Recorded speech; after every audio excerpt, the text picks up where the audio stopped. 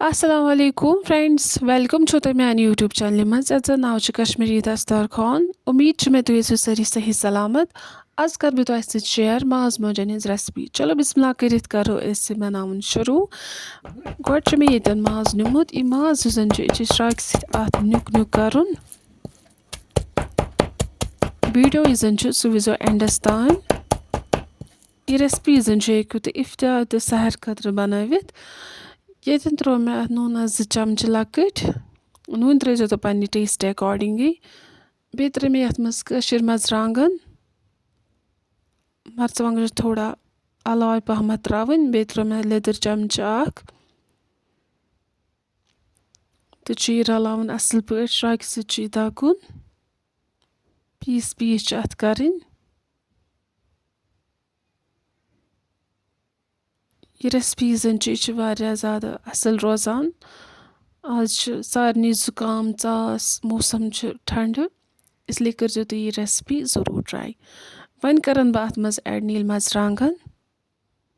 अमि सत युजन छ अमि सत गस ज़्यादा पहमत मज़ बे कर मे अथ मज दान वल ऐड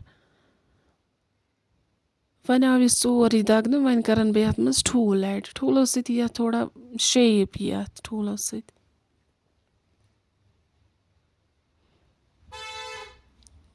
वन त्रो अथ जूर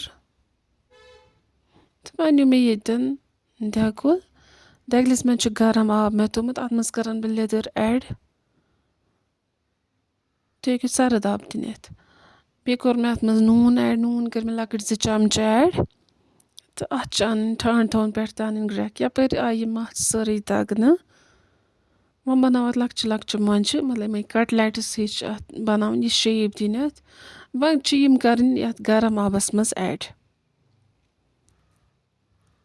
अथ अख 2 क्रैक दिन ताकि यह रट असल पट पन शेप वन मे यह तेल यतन दगलिस मज बे साइड अथ मज कोर मे रुहन ऐड बेश मे यतन टमाटर जूस कोरमुत तैयार यह करन बे यथ मज ऐड यथ तेलस मज तलोक यम असल पट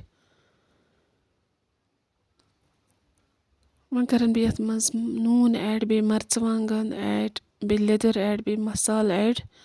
यूत अवेलेबल आसो सह करियो तुम ऐड अथ मज तो वन यम जन छ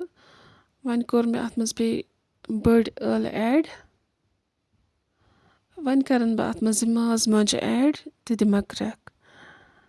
तो सोन रेसिपी गई इथे कन तैयार अगर तुम सानी चैनल पे नए छो तो सोन चैनल कर ज़रूर सब्सक्राइब बाकी अल्लाह हाफिज़.